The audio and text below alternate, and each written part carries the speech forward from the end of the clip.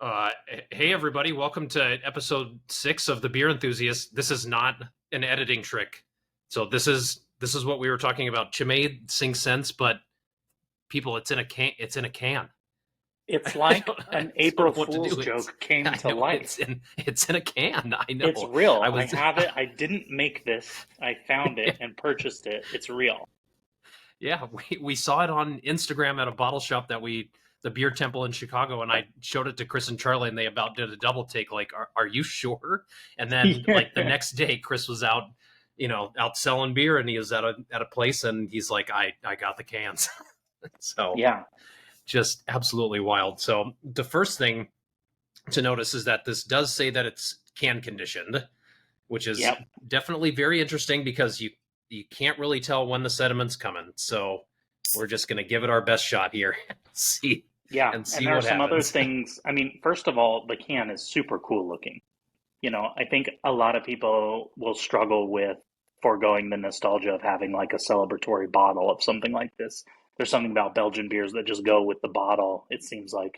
But the can looks super cool. It's an extremely attractive can. It keeps with all the theme, but it's just this Yeah. like cream white color. It's got a freaking QR code on the side that's tiny, so you can look up all kinds of fun stuff.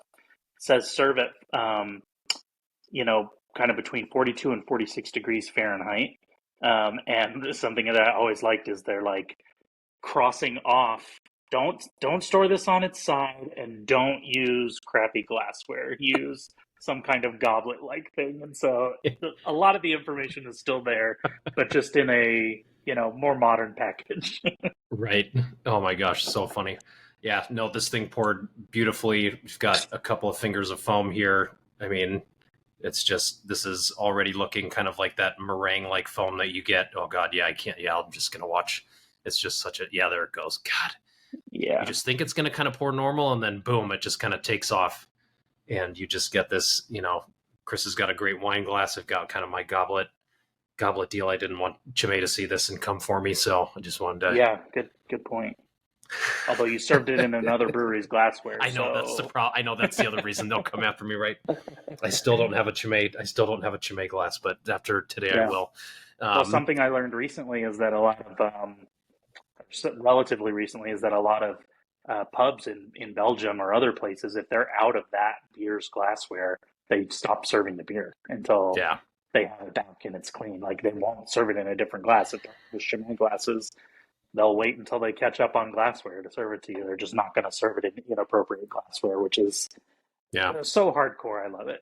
It's oh yeah. I mean, as long as I'm not the person trying to order that beer, I think it's great. Yeah, Pretty much. until it Well, happens to you. yeah, exactly. Well, one of the great things about these beers is that so many people have traveled to Belgium and tried to document what recipes are. Especially in Brew Like a Monk. There's some. It seems like there's maybe either been just some slight changes, or maybe there's just some slight variations from batch to batch. But this year's batch is 8% in alcohol. I've seen some different IBU ranges for batches in the past as opposed to this one, but it's usually in the mid to high 30s in terms of IBUs. And then it seems like the grist is usually about 2/3 malted barley, a quarter of it is some sort of wheat, starch, and then the rest is a simple sugar, that's just going to be easily fermentable by yeast. That's literally just, these are high ABV styles, that like, Belgian triple, Belgian golden strong.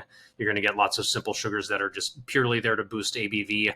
Hmm. You're going to have a Belgian ale yeast that's going to be ridiculously expressive. All of the fermentation temperatures are going to play into that. They're going to be kind of starting in the high 60s and then just kind of letting it go, and usually ending in like the low 80s. Chimay said before they really had, really good temperature control. Sometimes this would just be just fine going into like the low 90s. Wow. I think everybody kind of thinks like, Kvike is kind of like this really cool thing. And I think DuPont was kind of in the corner like our yeast can go Where to have you like all been? 95. Like, yeah, like we could let our thing go to 95, 98. We just don't want to. Yeah. It would be just fine. But and then it spends a few days, and then over the next 4 to 5 days, that's when it goes through its primary. Spends just a few days in secondary, and then they centrifuge the beer right after primary and right after secondary, and then they give it the bottle or the can conditioning that is traditional. Hmm. So lots of really fun information on this one. Yeah, and looking at it, it is, most Belgian triples are going to be in this kind of, it's pale, but it is verging on like a light orange kind of. Oh yeah, Um, and mine was decanted pretty well. If you're watching, I don't think you can see completely through it, but it is fairly clear. It's just also a high alcohol dense beer, so there's it's a little bit of translucent. haze, but Yeah, it's it's not. translucent. Yeah, you can kind of see Yeah, shapes or things moving behind it, but probably couldn't distinguish what it is. yep. And then you've got just like the biggest rocky, just barely off white, eggshell foam, which is something maybe to be. I'm excited that that's still comports with my memory of Chimay White, even out of the can. Yeah, Looks like the conditioning is in the can has done this beer well. yeah, couldn't agree more. Yeah, what are you getting on the initial sniffs here on the aroma? Mine was a little cold, so I had to warm it up a little bit. But I got the first thing that jumped out was kind of like a spiced pear note, like a clove spiced pear note, or like a pear candy Yeah, of sorts, and then also I haven't even taken a sip yet, but it smells like a really dense honey too, like a bronzed honey yeah, kind of character, and there's something really intoxicatingly floral about it too, yeah, um, like a potpourri kind of yeah. thing. But there really is this dusted either pear or like really green, banana. I could see it being called as like a white pepper or clove. Hmm. I get a little. I really resonate with the candied aspect of it. I think candied orange peel for me would be something that I would definitely be, writing down if I were to be describing this. But yeah, that kind of complex, like almost floral alcohol character. Very dried, kind of like dried rose petals or dried white rose petals or white wildflower. Yeah. Well, I'm going in for a sip. Yeah, me too. Oh man, that pear and that banana just is hitting really hard. And then what I seem to be finding with lots of Belgian beers is lots of the phenolics really playing in on the back end. And I Hmm. always wonder if that has to do with just bitterness. If that's something I feel like in lots of either style guidelines or things like that, that phenols and bitterness seem to be able to play off of each other, whether it's perception of bitterness or what have you. But I always wonder about that. Yeah, I don't know the exact interaction that's at play, but the phenolic character, kind of like the spicy character, seems to compound bitterness a little bit because Yeah, for an 8% beer, 30 to 35 IBUs is not that much, right? That's like there's a noticeable bitterness, or there should be, but it's not. The balance is obviously going to be toward the fermentation character and the malt um, in that big of a beer. But when you combine it with that white pepper, black pepper, um, clove, almost like taking a teaspoon of cinnamon type character. That's very drying and astringent too, right? So I wonder how much of that is just our brain tricking us, I because it's was just thinking the like same thing. this just tastes like it should be more bitter than it is, but it's Yeah, really not. yeah, absolutely. Yeah, the floral character just hit me on the palate. It's like honey blossom is what it Mm, is to me. yeah, yeah, yeah, like orange honey blossom, Yeah, so I orange blossom honey. totally get what you're saying about the aroma too, because that wasn't quite coming through for me, but on the palate, it's like, yeah, Yeah, definitely. Oh, and it's just another. perfectly warming too. That's I think that's one of the hallmarks of a really good triple. Just really, the complexity of the alcohol is there, but the warmth is just a touch. It's not too much. Yeah, I think when people, a lot of people will describe like a whiskey, for example, as smooth when the Kentucky hug or the burn isn't too much, Yeah. it just feels Yep. like more manageable and really pleasant. And this is nowhere near that in terms of alcohol percentage, right? So, but I just want to say that if you wanted to substitute the, ill-defined word smooth for this. That's really what the alcohol character is. It is a flavorful, non-spiky, really scrumptious alcohol character. It doesn't taste like a shot of booze. Um, and, speaking of like psychological tricks with the phenolic thing, this happens to me with triples a lot. Is I wonder if the trick is because it's got such a fluffy carbonation that I feel like I get a little bit of vanilla or marshmallow kind of character, and it's like there's nothing in here that really tastes like vanilla or marshmallows. Maybe candy sugar can give off a little bit of that kind of character or something like that in its fermentation. So I really, that might just be it's a big fluffy beer with a lot of intoxicating aromas, and that reminds me of a little bit of vanilla or marshmallow. And Yeah. that's a way background note. That's not like some primary Yeah. note, but But I don't disagree with that though, because there have been times where I have tried um like Pure Project Leaf, their interpretation of goose, these like 40%, because this has a little bit of, of wheat in it, but that particular kind of style is going to be in like the 40% range. And that's, that's aged and blended in like neutral oak. And mhm. Chris Laguzamon, who's the advanced cicerone there, the director for education, I just said, dude, like I am just like getting vanilla off of this thing. And he's like, it's the local like wheat, like, unmalted wheat variety that we got. It just gives off that, which is why a lot of people get it. That kind of clicked for me because I was like, oh, well, like that's probably why like 50, to 70% percentage, malted wheat Weiss beer and, and Dunkel's Weiss beer and all these things can say that there can be hints of, vanilla in it. And it's like, oh, it could just be from, the particular wheat varietal that they're using. So I don't think that's that far off too. And also those other notes that you're talking about are just, those are things that almost always are accompanied by something like, vanilla, clove, these kinds of savory spices. Those are, Mhm. so I think that's um, not that wild of a leap by any stretch of the imagination. So we agree. I'm never full of it. I like that. Thank you. And now it's documented. Yeah. Oh man, but I mean, we kind of talked about the possibility of comparing this to the bottle, but we shied away from it because we couldn't guarantee that the bottle would be as fresh and it wouldn't be quite the same comparison. I really did just want to have this by itself and really focus on the new format. And I don't think it's lost a step at all. It maybe has even gained a couple. Yeah. No, I agree. We just had this. I think you just gave us this recently in a blind tasting, and I think this is pretty much exactly what that smelled like. So I think Yeah, this is and pretty side note true too, to brand. if you see the cans, they're about as new as we can get this beer, So if you've never had Mm. even remotely fresh Chimay white, keep an eye out for the cans. This has a Yeah, I I'm don't really guessing understand the it's. code. It's I would guess it's 23, and then the 312th day was maybe when it was is when it's no because there's no because they give these things like a couple of years, right?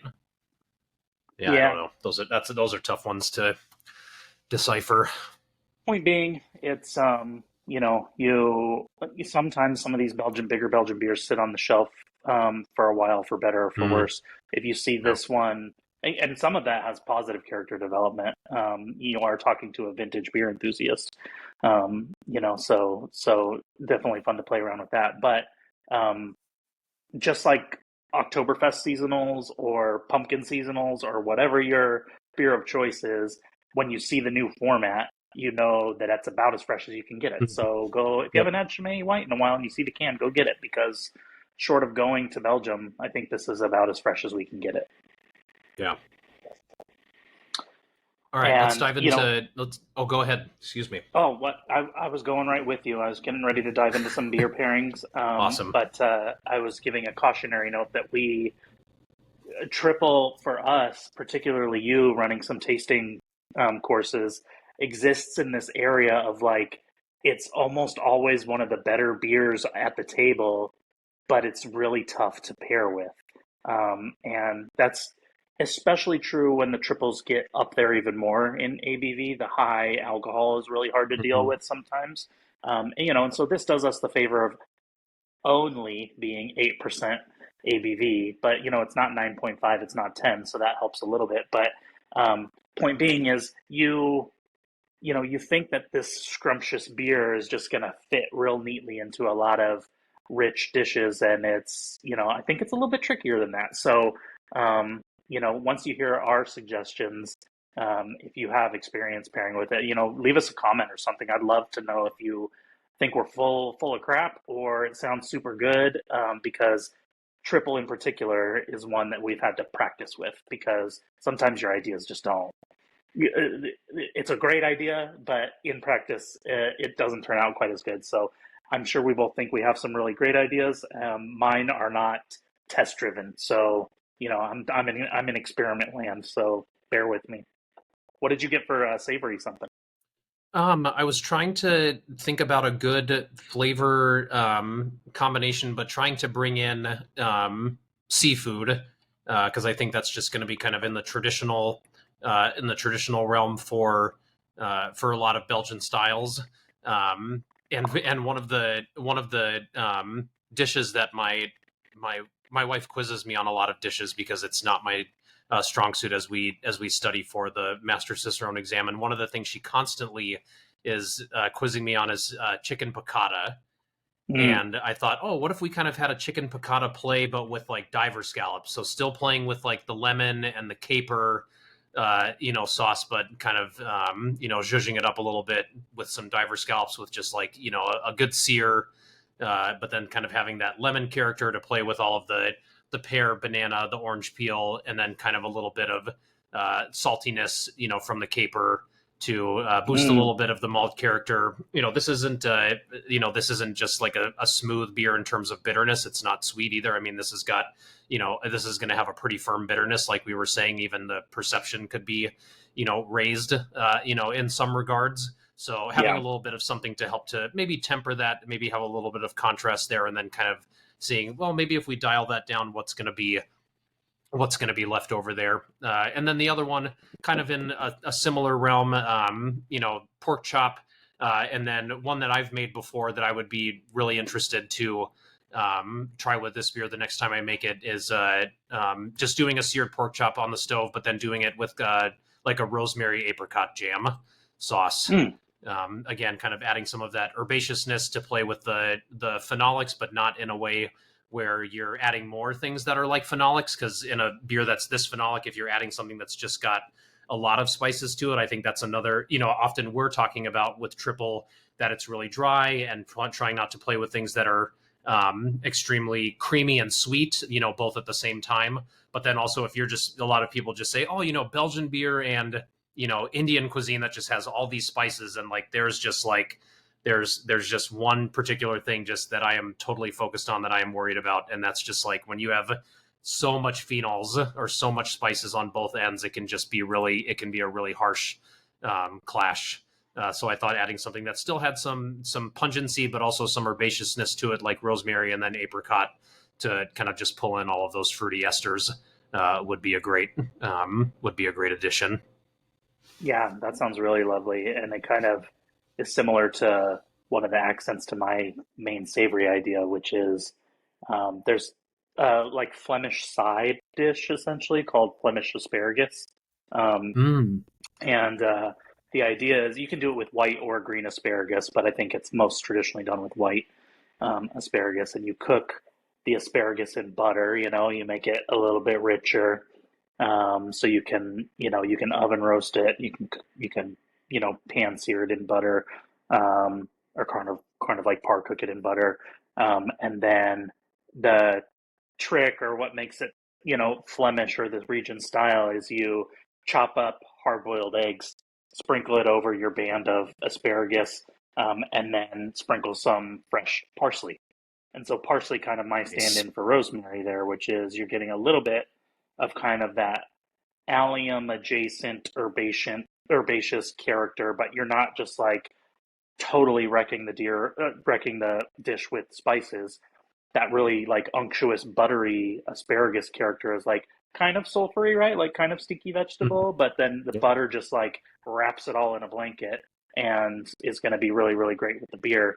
I did see some recipes that even use a pinch, just a little pinch of nutmeg. So that would be a So really good. nice, Oh, complement to yes. the phenolic character. And then, you've got that like kind of sulfury vegetable with the egg character, and that's a richer, I'm vegetarian, so I've never been afraid of turning a side into a main dish. But that's like a pretty rich side, it's like Yeah. butter cooked asparagus with hard boiled egg and parsley is like, I think that can hold up to this. Oh, That's, yeah. No, you're working with a full-blown appetizer at that point. That's yeah. not a yeah, that's not a side. I also just am trying to think about all the nutmeg with all of the esters, and then all of the phenolics that are in here with the butter. Like there's just going to be so much really good things that are some things that are contrasting one another, yet they also both have something in the pairing that they can complement. I think there's just a lot of really interesting interactions going on in that one. I really like that one. That's well thought out.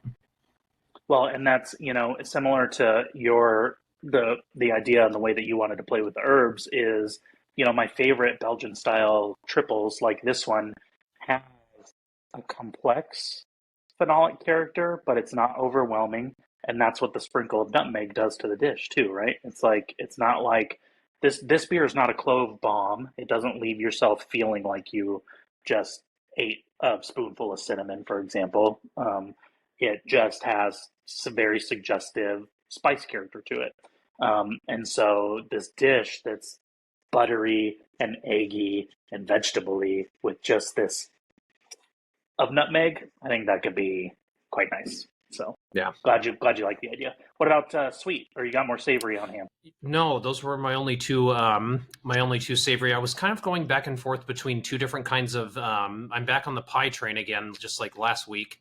But kind of wondering how far I could maybe go with spices, or whether I'm wanting the kind of spice character from the beer to play into the pie or not. And so it kind of led me to I would want to be doing like a side by side with like a slice of sweet potato pie, kind of this earthier sweetness, not really like, really kind of like sugar, sweetness that's really driven in that way that could potentially kind of clash with some of the bitterness and the light body. But then Mm. also wondering like, could pumpkin pie work with something like this? And it's also kind of Ooh. hard to ignore. I mean, one of the big things that I know this beer gets looped into is a lot of people consider it the Thanksgiving kind of Swiss Hmm. Army knife beer.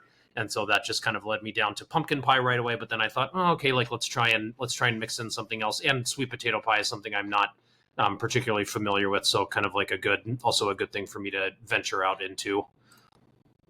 Okay, well, you and I are gonna make some sweet potato pie because I'm a huge pumpkin pie fan, but sweet potato pie is just like it's like the southern plus up to pumpkin pie, and it's a little bit more like dense and rich to my palate than pumpkin pie. You really got to kind of like cook and bake the pumpkin down, and it's still kind of light and squashy, And the sweet Yeah. potato pie is more dense and rich, so I think that that would hold up really nicely. Um, What yeah. about Oh you? What man, about you now I want for sweet dessert? potato pie. I want so I have a really funny mini story about dessert for this because the first thing I thought of which I've used in one of the Instagram versions of our show is rum bundt cake. So making a bundt cake with kind of like either a rum glaze or a little bit of a rum soak at the bottom of the pan, and just sort of that like griddled baked character of the end of that like really buttery cake with that kind of like vaporous intoxicating intoxicating rum thing, I think is going to be awesome with this. So I want to throw that out there, even though I'm stealing my own idea. I think I used that with Tint Meadow because it had kind of like a Yes, rum soaked raisin character to it. that's right. And this does not have a rum soaked raisin character to it, but I think that's a huge compliment with the kind of like fruity and sweet suggestive character. But so that was my main idea. But then I was looking up brewery suggestions for desserts for other beers that we have filmed episodes about. And we did an episode on Hackershore Märzen, and the Hackershore website does uh, they have a recipe for like shredded rum pancakes. So they basically make pancakes with a little bit of like rum in the batter and like break them up or whatever and individually sear them again or whatever. They're almost like twice cooked pancakes. And Wow. then you could do almost whatever sauce you want, right? But I think that like griddled pancake plus rum plus a little bit of maple syrup, we're more and then a dusting of powdered sugar is, that's right where my belly wants to be with this beer. I don't think you want to go like too awfully sweet, but the real benefit here is you have this like honey floral thing in the beer that in the right situation can lend a little bit of levity. It's suggestive of sweet, but that those kind of some of those higher alcohols are almost like a fruit character cutting against some of the um, sweetness. It's like suggestive of acidity, fruit, etc. And I could even, we could even borrow some, whatever. I think that they suggested to serve it with a like a warm plum compote, and you could pick any number of fruits. The fruit character in the beer is a little more pale and light, right? It's pear, it's banana, it's maybe a little bit of apple and orange zest and lemon zest. So if you did plum, it's almost like trying to draw this Belgian beer into the double quad territory in terms of some of the fruit character, but without pairing it with a Belgian dark strong ale. So yeah, so shredded rum griddled pancake with plum compote, I think would be pretty fun. Yeah. Yep. I think that sounds incredible. I think that's a great place to close all of this. That was a wonderful explanation of that pairing. Guys, if you see this in a can, it's really good. It's really cool. It's a fun experience. Make sure to snag some. They come in 4-packs, right? Am I right about Yep, that? yep, four Okay. packs. Yeah, I think like $16, so you're talking about like $4 a beer for, That's really good for Belgian beer this is too. this is one of the things that M. Sauter always preaches about. Like some of the absolute best, most consistent beers in the world are like $4 to $7 a beer at the store. Yep. So if you're Yeah. confused about what to drink this weekend, go get a Chimay White and remind yourself that like what a time we live in. You can just go to the store and get this beer whenever the heck you want. Yep. Absolutely. Everybody, thank you for tuning in. Actually, next week's beer is a mystery. Is a mystery to us too. I'm going to be out of town at Hop Harvest, so we're just kind of waiting a little bit to see, kind of what's on the horizon here, and see maybe what we can find fresh. Now that we're still sort of in Oktoberfest fest beer season, but we'll make sure to we'll try and let everybody know what we're doing. So if you want to grab a bottle or a can or whatever it is, you can join along with us. But we hope you enjoyed this episode. Please like the video, subscribe to the channel. Huge thanks to everybody who's already supporting us. Let us know in the comments again, please, especially for pairings with beers like this. We're always wondering because it takes a lot of practice because there's a lot of ways that things can go wrong. And so anything that we can hear, good or bad, we learn just as much from the train wrecks as we do from the home run. So make sure to leave all that stuff in the comments. Or if you have any questions, just let us know. Yeah, and if if you've been following us a while, both here and on Instagram, as we've been tinkering with beer and food pairings, leave us a comment for a beer you'd like us to have a Yes. show about too, because we're always open for ideas, and we're trying to keep it sometimes to beers that are widely available. But if it's a style that you think is kind of undercovered, then we could Mm-hmm. implore everybody to pick up something in that style, even if it's not nationally available, and we can have a talk about that too. So Yep. yeah, we're open to all suggestions, and we love the engagement. So give us a Yep. shout. Awesome. All right. Cheers, everybody. We'll see you next time. Cheers.